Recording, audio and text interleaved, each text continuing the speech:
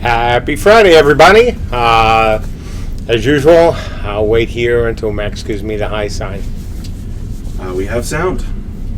Awesome. So, boy, I hope everyone had a good week. It's been another really good week here, another extremely good 2-week stretch. And let's just start with the list. So, one of our big focuses from last week, as part of these user stories for today, will of course be the multi-server tech. We're continuing to work on that. Right now we've got 2 islands up and running. We should have more islands up and running using it hopefully next week. Another big focus for us this week, and pretty much as every week, is the ability system. Lots of stuff to report in the list about what has gone in just this week alone. So that's going to be good news for a lot of you folks. Well, pretty much all you folks. We got our first pass of grouping in late last night. So we were testing that then. We're testing it now. That might be ready for testing today for you folks. Not sure yet. JB is working on squashing some bugs that came up from the test, adding some additional functionality. But the first pass of grouping is now in the game. Best news about that, besides the whole fact that it means we can update the beta list, is that the grouping tech is also the core of the guild tech. So once this is in and doing everything it needs to do, guilds comes along a lot faster than it took us, obviously, to do the grouping system itself. Got a big increase in speed that we talked about last week on the terrain generation system, somewhere between 10 and 20%. And that obviously is a very big boost. Our team continues to do its thing. The folks figured out a better way to improve the process of creating items. So we will see, we've already seen here, items coming out from these guys and gals at a faster rate than before. Unfortunately, it doesn't involve me holding a gun to their heads, which would be really bad. That's it for the very short list. Also, I'd like to add, Andrew's wedding last week was a complete success. He's off on his honeymoon, and yes, I have a picture of him with a duck, as some of you folks asked in the Q&A last week. So hopefully that'll go up today. So let's go through the top 10-ish list one by one, and then talk about a few more things, and then Q&A. So a lot of minor bug fixes, which is always a good thing. As you folks know, we are not trying to push out a bug-laden beta. So as we go forward and add more and more abilities, as we have been doing, we're also fixing bugs at the same time. That slows down the process, but who cares?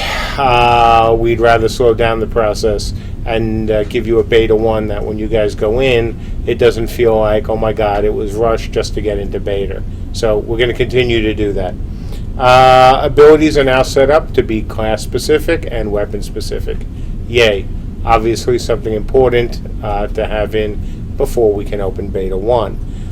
We added a whole bunch of logging stuff. As anyone who's played an MMO, especially if you played Dark Age of Camelot and or Warhammer, we always talked about either having a metric system, lack of a metric system, or at times, sadly, a broken metric system.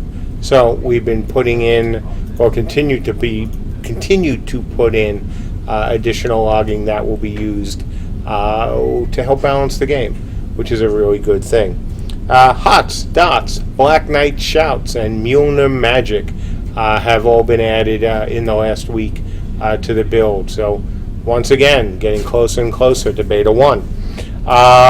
Groups, as I talked about, groups are currently now in and in testing.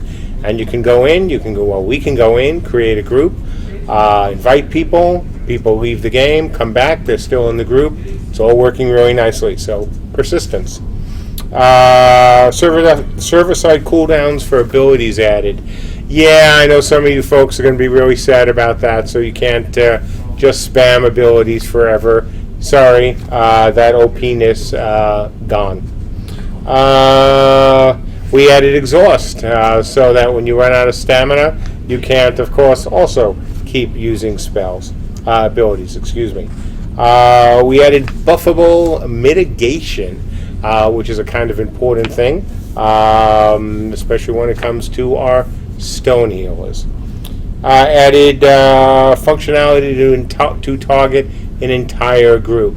Also, kind of important thing to have for Beta 1. I talked about the terrain generation threading improvements. Mentioned that as well last week, that George is working on that. It's in, working great, 10 to 20% increase. Work in progress, as I mentioned, about having more than the 2 islands. Hopefully we'll be testing some of that next week as well. So that's kind of cool.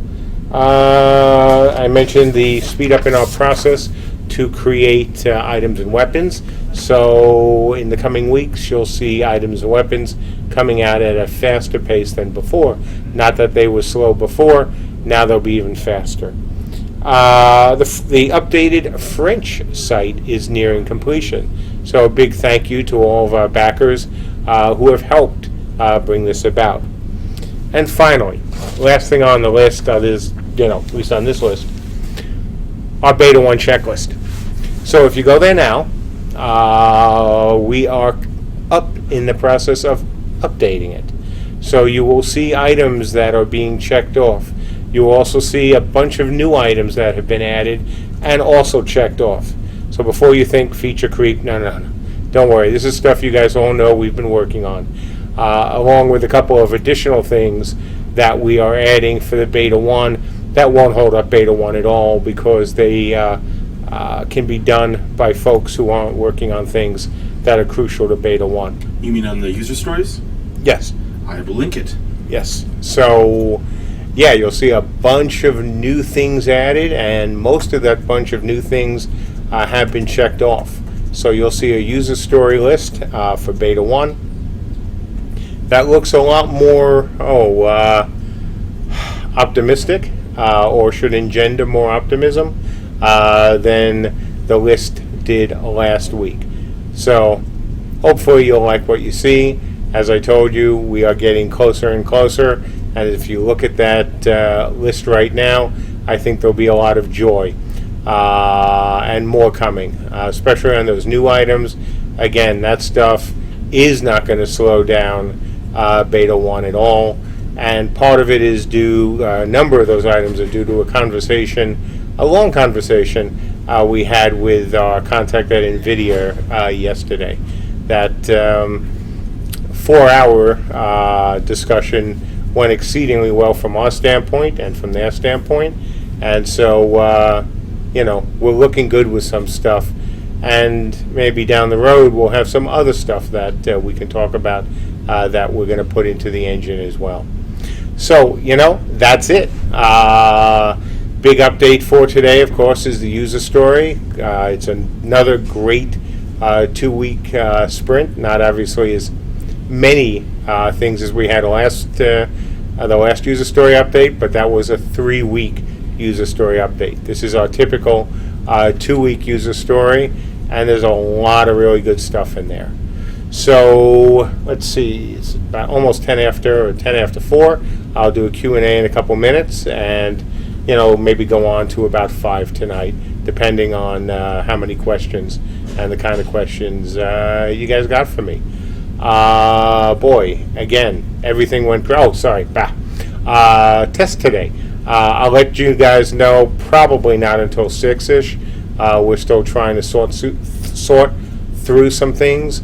Again, we would love to have grouping up for testing this weekend as well as abilities, but I won't know really until the last minute. It's up now on prep, but there's still some issues, so if we can work those out before the folks leave tonight, then we'll have another weekend testing.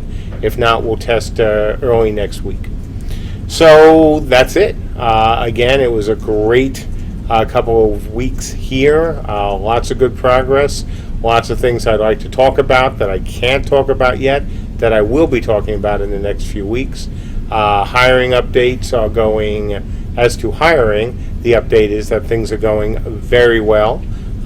We have programming tests coming in next week. We'll have, actually, hopefully 3 programming tests coming in next week from very strong candidates who have made it now to the final stage. So we'll see what happens there. And we're going to continue to look for more. So with that, Q&A time. All right, folks, give us your best Q&A questions. Meanwhile, we will play the Q&A intro. Who are you? Turn the stove off. Did I hear it? Do you like my shirt? When are this? Is this my spleen? Now it is time to answer some questions.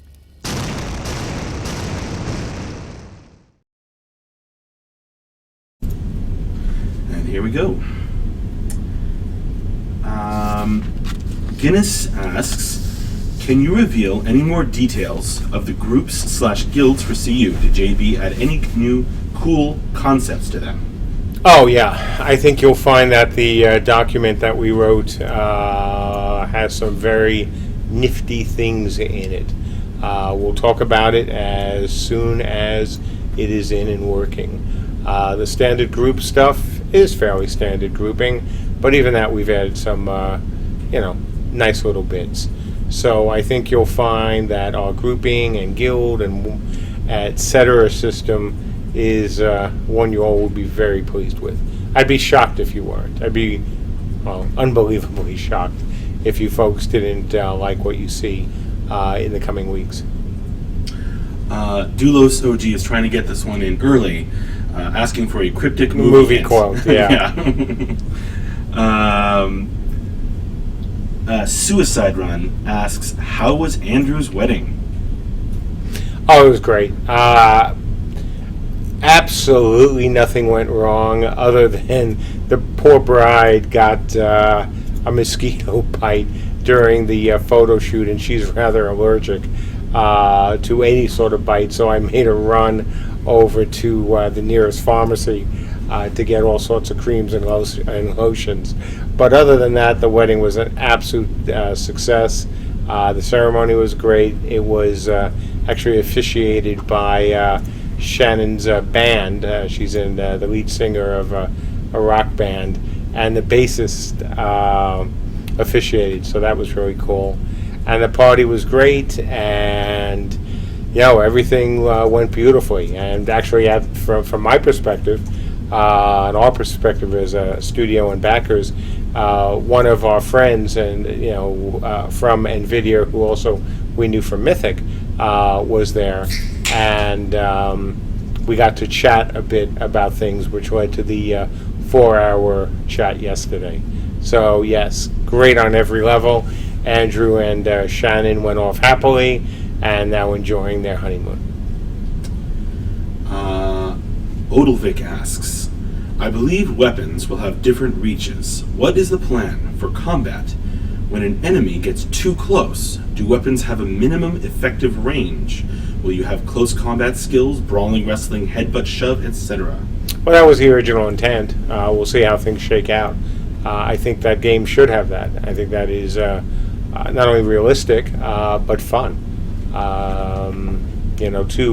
The vast majority of games, of course, don't really do that, and I would like us to be able to do that.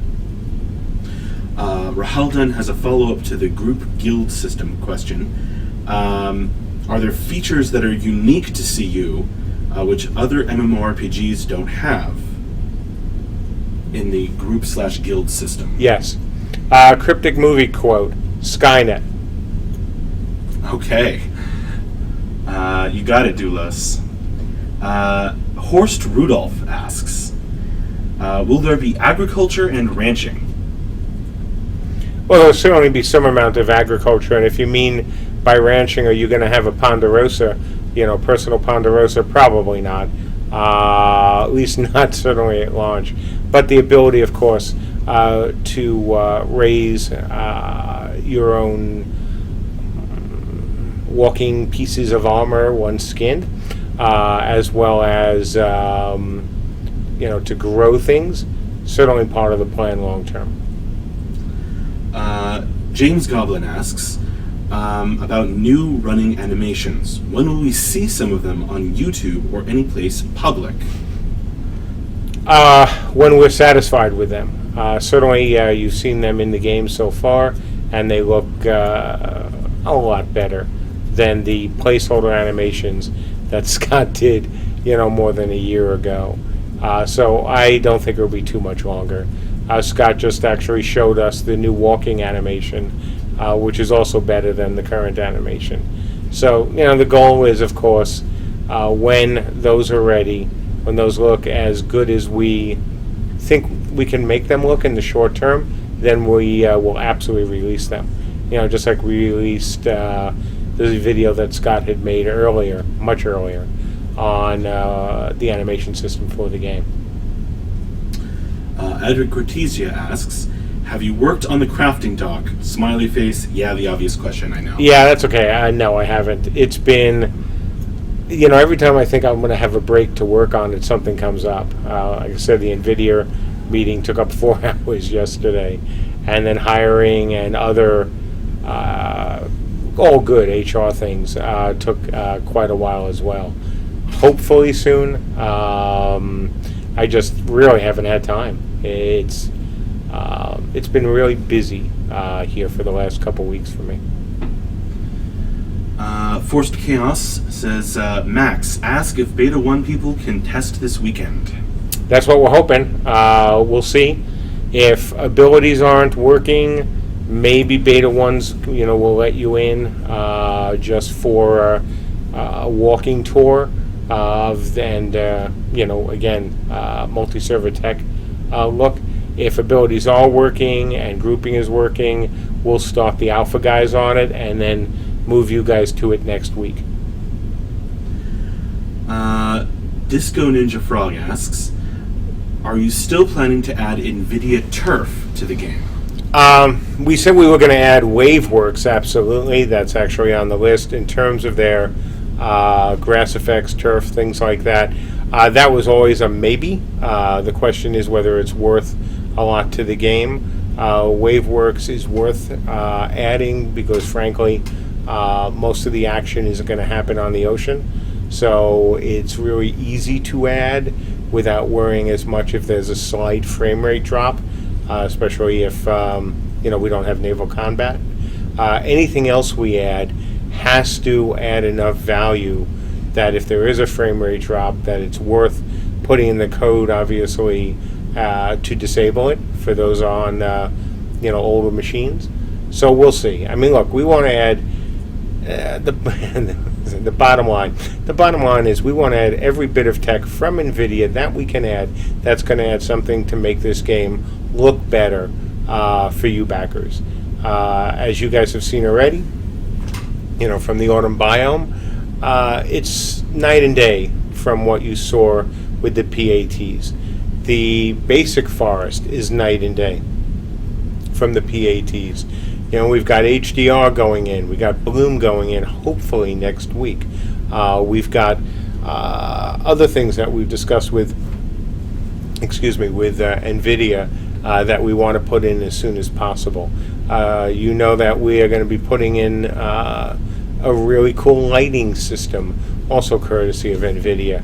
So, this game, I have to be really careful here because, again, I promised you folks I wouldn't hype.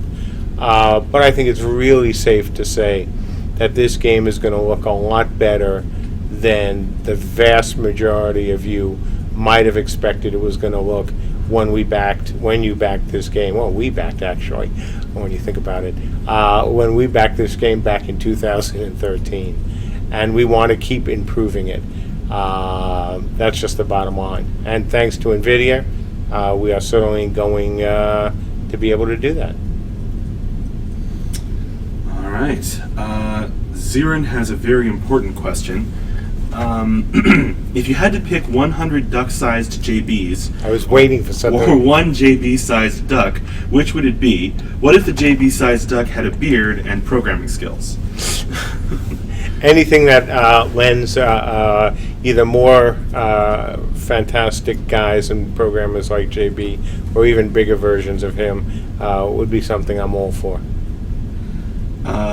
Eclipse asks, has Andrew taken his work laptop on his honeymoon? Yes. Yozoro wants to know if there's a possibility of a coder stream about Waveworks or the volumetric lighting. Yeah, that's actually a very good idea. I'll bring it up with Andrew when he returns. That might be a fun one. See what he thinks. There is some speculation about what Skynet could mean.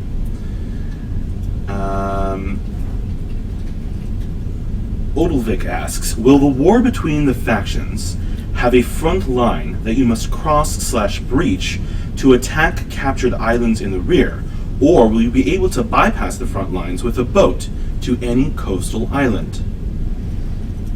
How about both? And the reason I say that is you don't want to make it too easy for one of the sides to invade an island anywhere they feel like. So I think there needs to be a balance there. But we'll see. Certainly, it won't be as easy as, you can just find, one little spot on a totally deserted island, on a totally huge island that is deserted to land the troops. That would make it a bit too easy. On the other hand, I do think that the concept of having defensible lines, defensible ports, things like that, really does make a lot of sense. James Goblin asks, will Sandra stream again anytime soon? I'll ask her. Oh, and by the way, there's a new comic from Sandra this week that I'll be putting on the update. I just saw it this morning. I just actually saw it 20 minutes ago. Really, it's really funny. Cool. It's true, too. Mostly. Adric Cortesia asks, what was the best thing for you this week?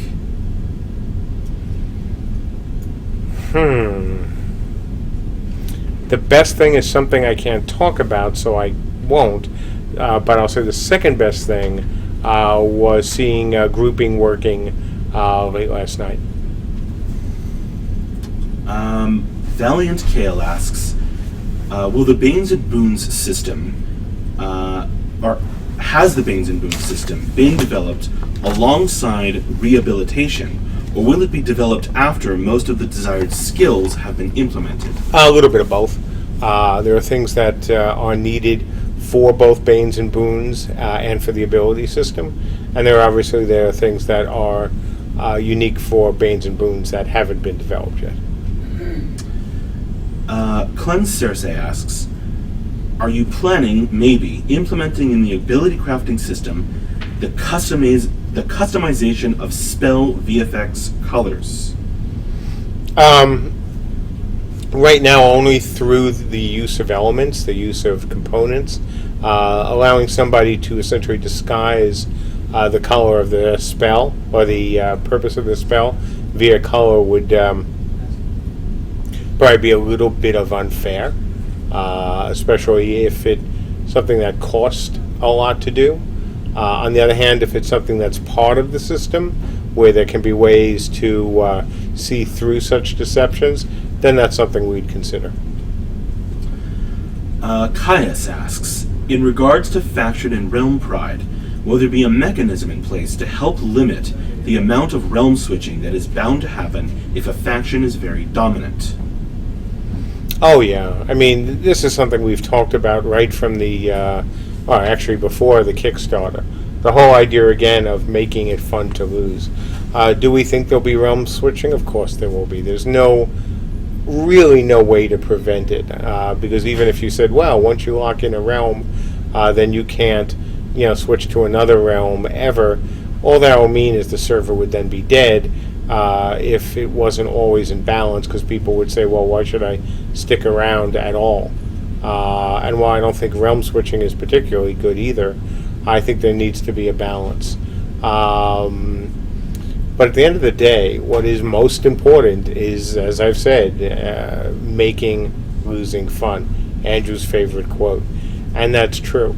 If you can make losing more fun than not necessarily winning, but not being or not doing anything really special on the winning side, then people will stick around more.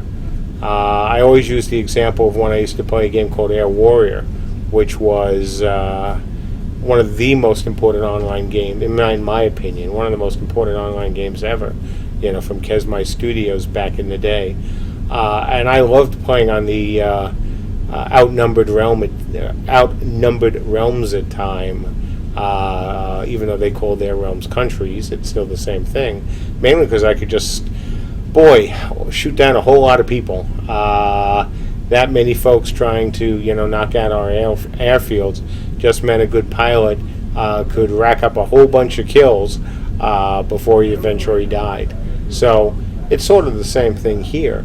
If we can make losing fun, if we can make it so that you don't want to switch from your realm if it's outnumbered because you're really having fun, that will be less of a problem. Realm switching will be less of a problem in our game than in other games.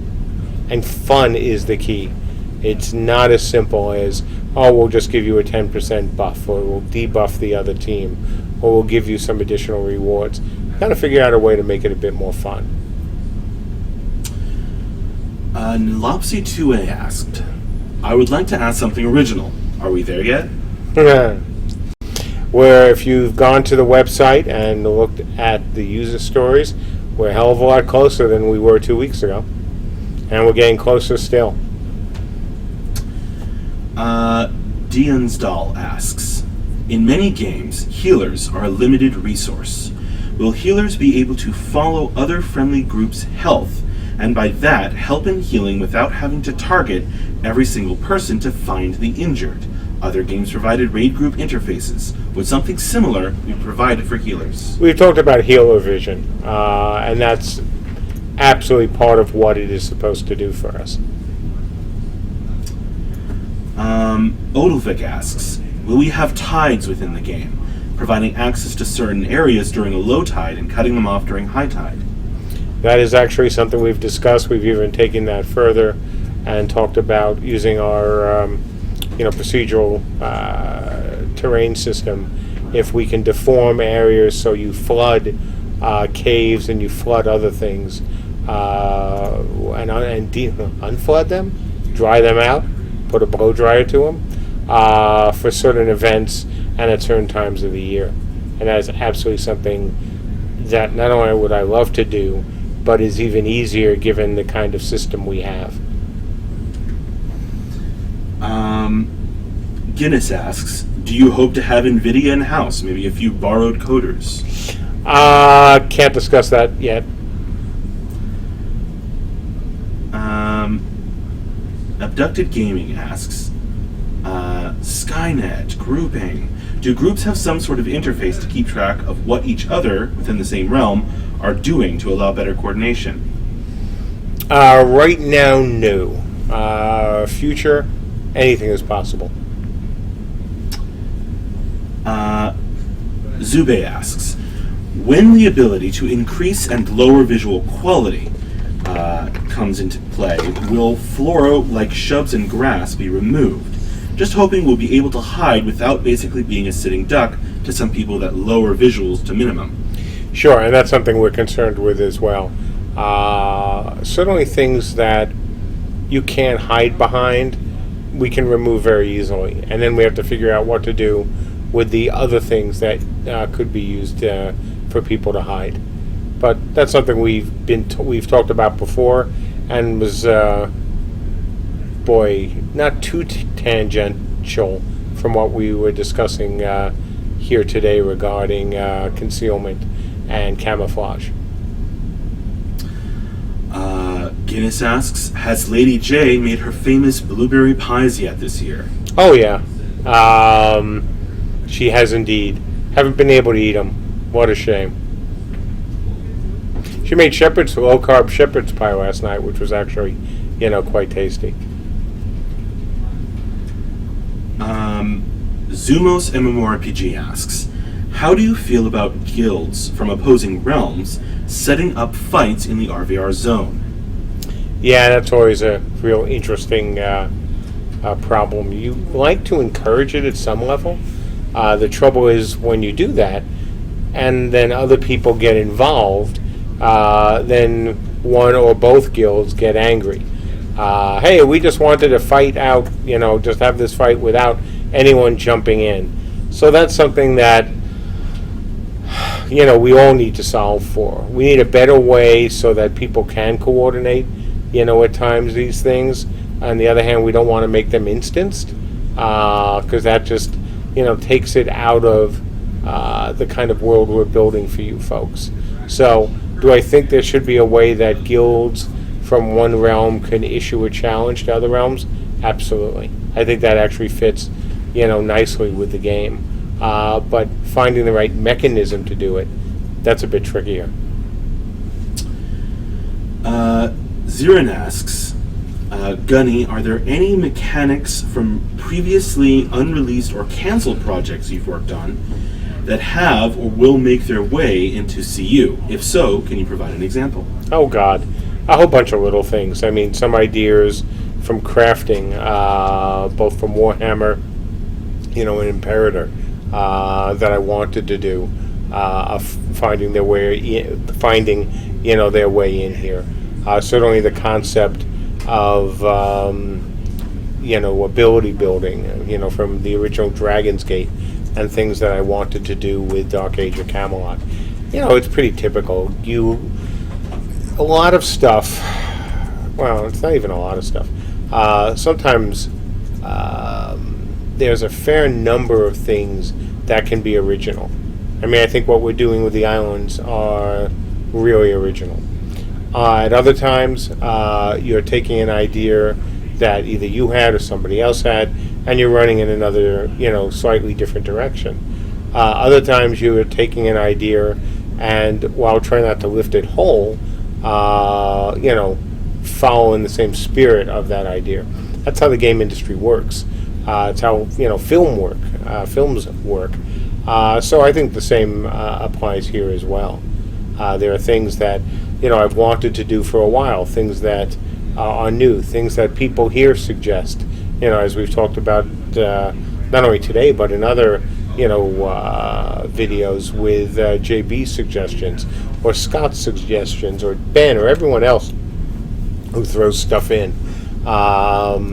It's just a hodgepodge of a lot of really interesting ideas from a group of very interesting people, and sometimes the ideas come from other games or even books. Odilvik asks, when support classes buff players, will it be possible to further enhance the buff by incorporating a bane into the buff, e.g., more fire resist than normal at the cost of a weakness to poison? Well, not a bane in that sense. You would have to craft the ability to do something like that. But the idea of creating separate banes that could be injected into spells or abilities, no, nothing like that.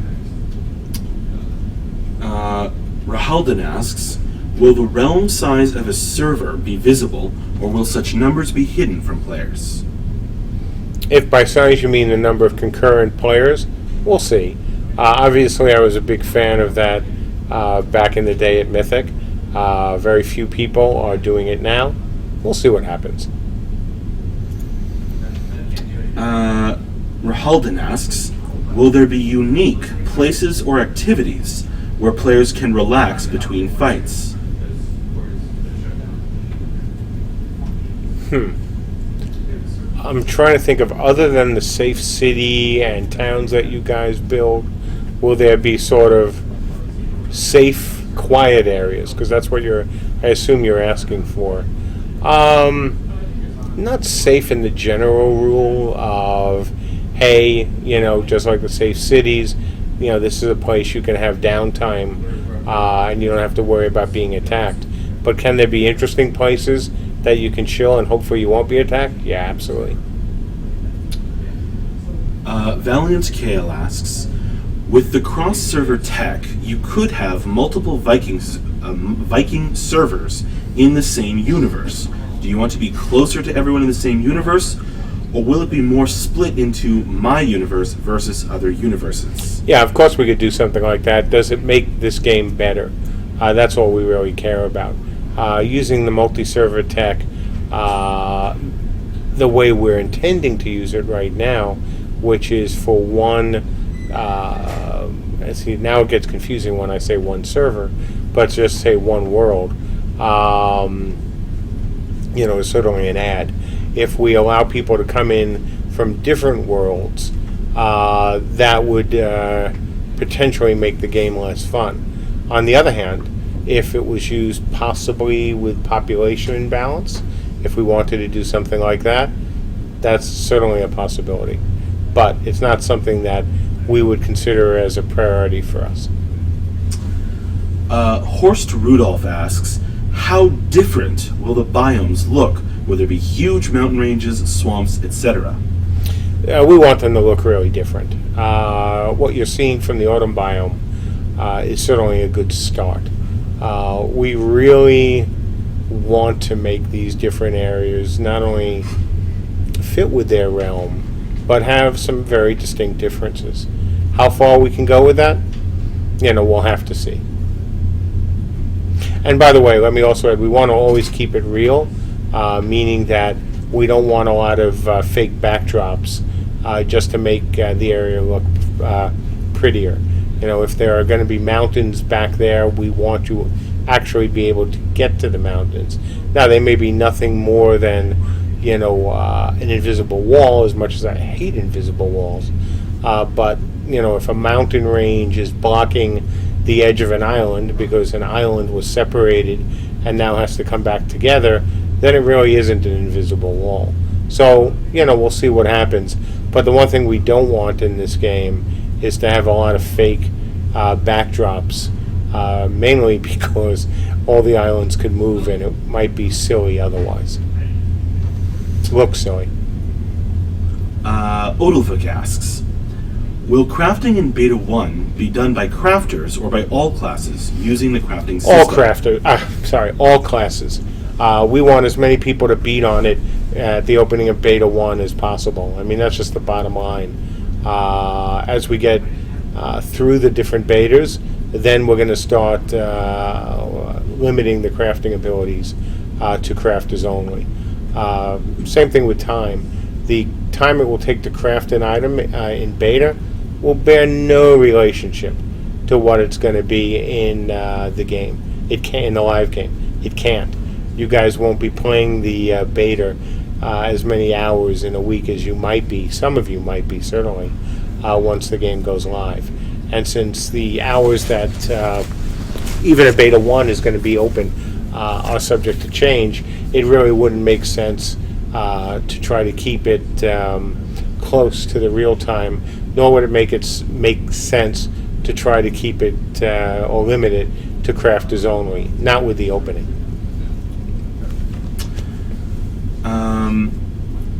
Karekin asks, will there be some kind of relics in the RVR zone like there were in Deok? You'll have to wait to find out. Certainly, we've talked about the fall of Camelot. We've talked about what used to be here no longer being obviously here. So, draw your conclusions from that. Swazi84 asks, will there be a size restriction on guild cities? Yes. And before anyone panics over that, please don't, we've talked about that from the beginning in terms of plot sizes. You can't have a guild that has an unlimited or almost unlimited plot size or number of bricks or stones they can use. All of that has to be, controlled by us. And that's just the bottom line, because if we don't do that, of course, the bigger guilds, the more powerful guilds, would be able to build a structure that would just be unbelievable. And frankly, that's great for Cube, not so great when you're trying to build a game. So there will be restrictions on plot size. There will be restrictions on the number of blocks you can use. Because part of building these structures, part of building your guild city, or not even a city, but even a small defensible structure, is to build it smartly. And if something like size and number of blocks was unlimited, we all know that you guys and gals would figure out how to build an almost impenetrable structure. That makes no sense for this game. Valiant Kale asks, will Biomes be able to automatically change with the seasons progressively? Or will it be more of a, on September 21st, all summer biomes become fall biomes? Well, certainly the latter will be absolutely true. How much we can do in terms of making it feel like it is a transition, that's just art. There's some tech involved, but it's a fair amount of art. So we'll see. Mia Tullis asks, what can you tell us about music in CU? Can we expect different music for different biomes and realms? Maybe procedural tech to make arrangements in real time based on context? Yes, all of it. Bold Venture asks, one of the things in Dayak was not knowing the world maps until it was explored. Is the world going to be known by everyone at release? Well, certainly I would expect that since the vast majority of our players will be or have already access to the Beta 1, I don't think there'll be any real surprises, unless, of course, the company wanted to take chances and change things up right before launch. Y Sensei asks, will players from different realms be able to talk to each other through chat, or only players from the same realm? Only the same realm. And look, it's 2016, and we know darn well that no matter what we do in terms of our in-game chat, people who want to be talking to other people will do so without the use of our tech. That being said, we are not going to make it easy by allowing cross-realm chat.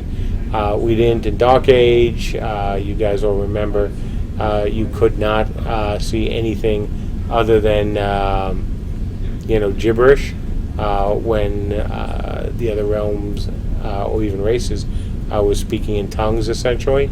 Same from my mud. Same here. Yozaro asks, will there be seasonal events? I want to go and throw snowballs at Vikings during Christmas. I'd like to see some, absolutely. Seasonal events can be a very fun thing. We don't want to trivialize them, and I don't think we will. But I do like seasonal events at times. Certain ones. Again, ones that fit.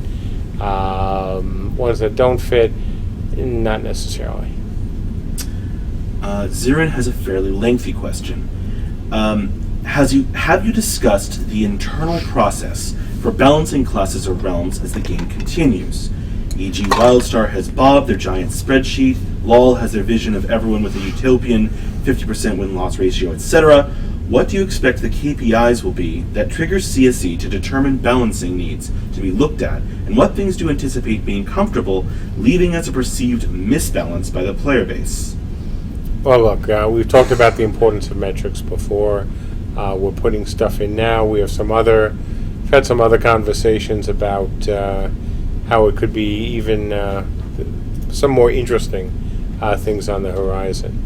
So we certainly plan on utilizing every tool that we can to deal with balance. What are we going to do if players think there's an imbalance? Well, the first thing we're not going to do is tell the players that they're wrong. Been there and done that, and it wasn't right. I know I've talked about the Warhammer story, where I and the guys who I had feeding me information from within the game were telling me that our metric system was broken, and other people didn't believe it. So I can guarantee you, if you folks tell us that hey, I don't care what you say, MJ. This is what we're seeing in the game. Before we tell you you're wrong, we're going to check it out and be sure that you actually are wrong and that we are actually right. And if that happens, where we are right and you folks are wrong, yeah, we want to show you the data. Absolutely. We want to show you the methodology we're using to collect it.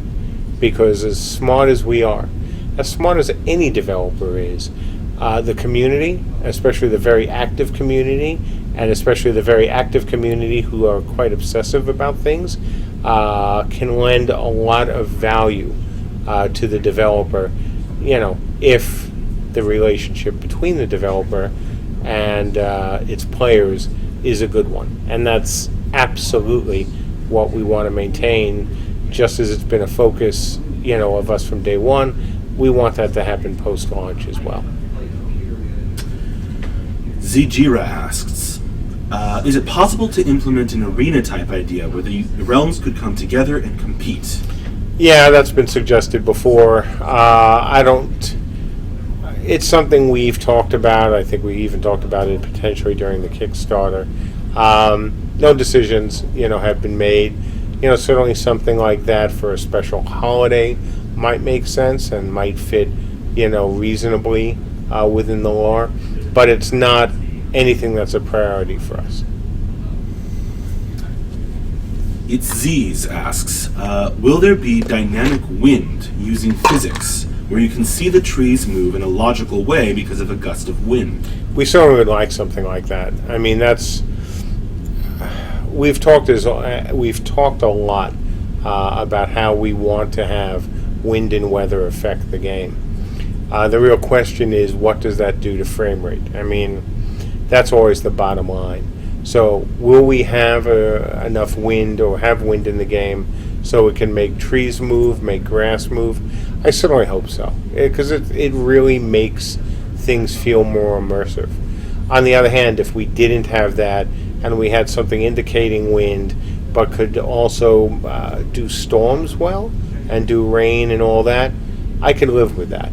At the end of the day, it's still so important, even though as important it is for the game to look good, the frame rate is so absolutely paramount to this game's success. We want those large-scale battles. You guys want those large-scale battles. And if we have to give up some things to do that, we will happily do that. And something like having grass move, that would certainly be in that list. On the other hand, if we can do it, and if the frame rate impact is low, and if it's something that can be easily turned off and not have any effect on the client otherwise, then it becomes something that's worth doing, because you then simply have to flip the switch to say turn off the dawn wind.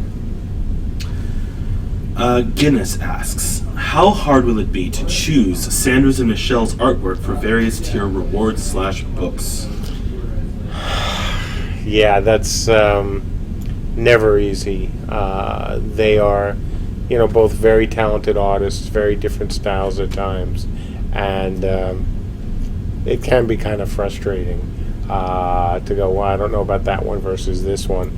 And look, even when you look at them as individuals, the amount of art they turn out and the amount of concepts they turn out, you guys have no idea how much material these two wonderful artists can turn out in a very short period of time.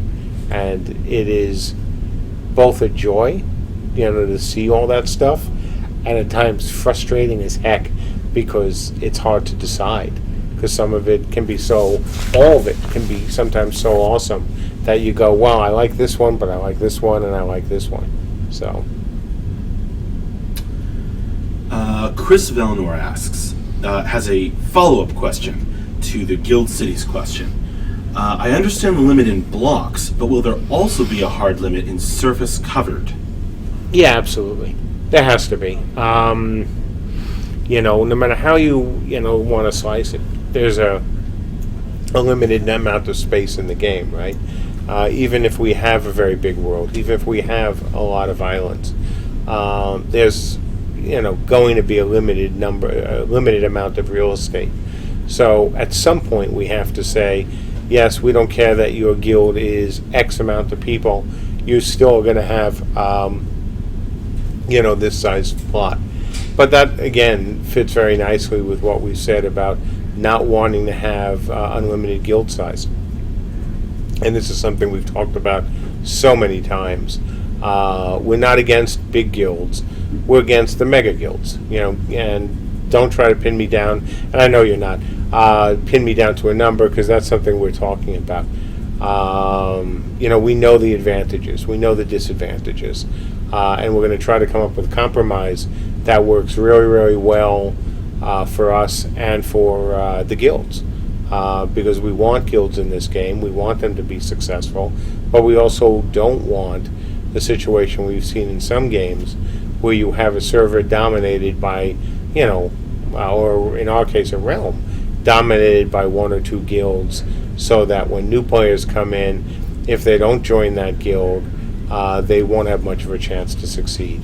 And that's not a win for anyone. We want a long-term successful game, and we want servers that are going to stay busy for a while. And that does mean limits of some kind on just about everything, right? Odilvik asks, will fragments from the broken moon ever crash land? Oh, sure. Absolutely. No, I think that's the sort of thing that should happen every so often to shake things up, right? Valiant Kale asks, how's the new Becoming story coming along? I haven't had a chance to work on it. I started work, moved along really nicely, and then Andrew's wedding and everything else this week. I was out the first couple days with apparently something I caught there, which is ironic, of course. I go to Dragon Con, with 70,000 people, whatever they had this year. Don't get sick. Go to the wedding, get sick. So no, I haven't had a chance, to work on it at all this week. It's been a really good, but just a really busy week. Rahalden asks, will synchronizing of skills be a thing? Can a group of archers link their skills for a volley of arrows? Yeah, we've talked about that even before the Kickstarter. We had group formations in March of Oz, for those of you who played it, which was a nice fun add to it. So yeah, we're going to have something like that here.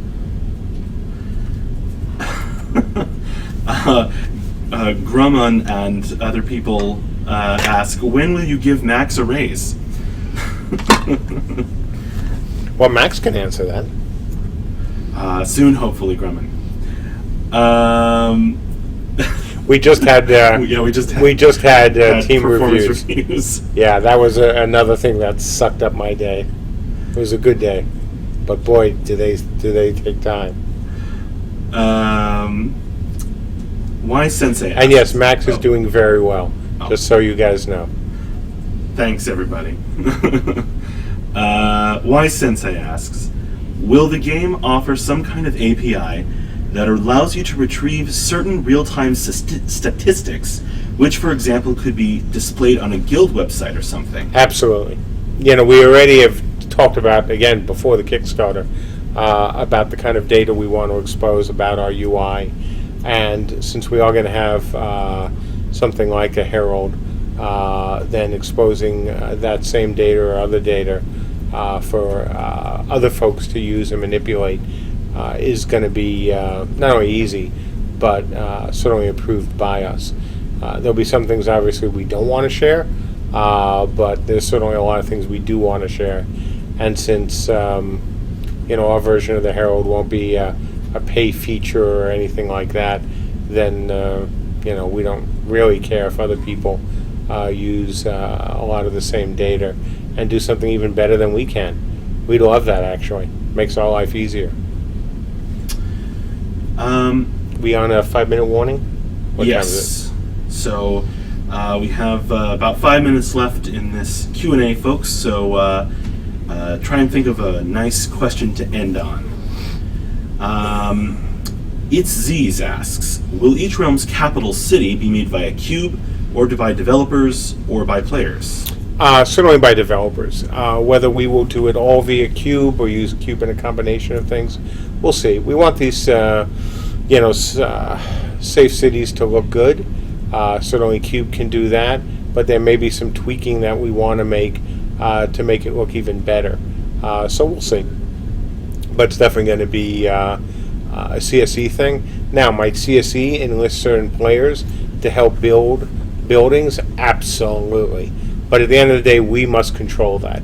We want to lay out the city properly. We want to lay it out in a way that's going to be enjoyable, conducive to people going in it. I mean, obviously, you guys know that certain cities and certain games, you just want to gouge your eyes out rather than run through the cities to do certain things. And other cities are a joy to work and run through. So we're going to take care of that. Hopefully we'll do it right, but we want to absolutely try to do it right. Horst Rudolph asks, I read about this on Reddit. How intelligent will wild animals be? Will they have certain behaviors depending on the situation, or will they run around in a certain area kind of brainless? Expect the typical dumb animal behavior. Can we make them smarter for certain animals that might be harder to hunt to get stuff for crafters? Yeah, but basically we don't want to spend a lot of AI on creatures that are meant to be one-shotted, pretty most of them, by players.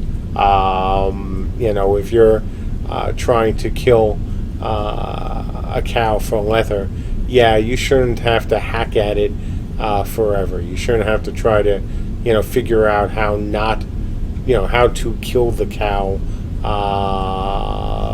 easily because it's running around and using really smart AI. That's not worth our time. It's not worth your guys' time either. All right.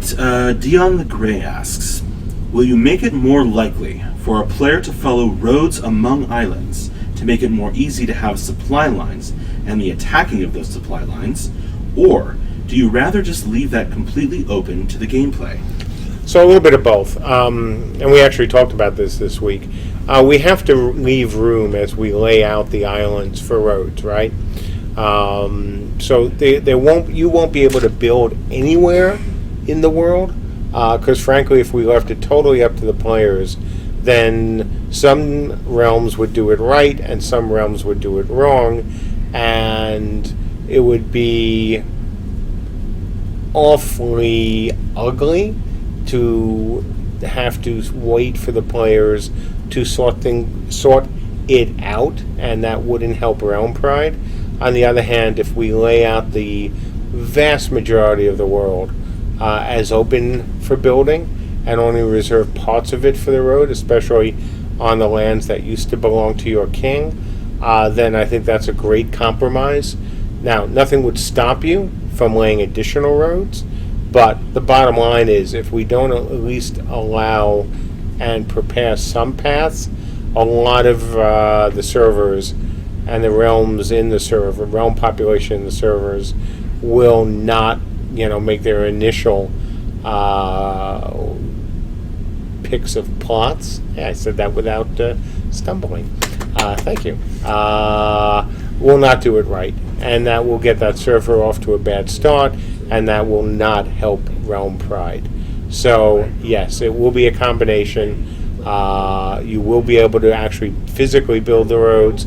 That we are leaving up to you, but we will be reserving space for people to build the roads on, for your realm to build the roads on with the help of players.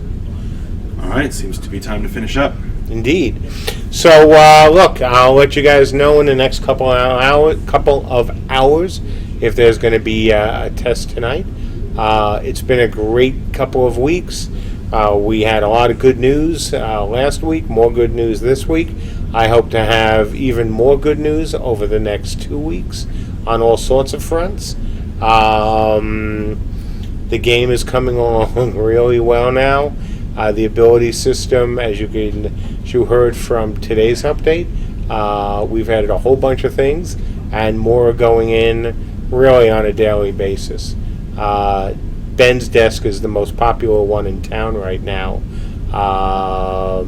as he and Tim and Rob and Mark continually talk about things, and I'm right opposite, so it's easy for me to jump in as well.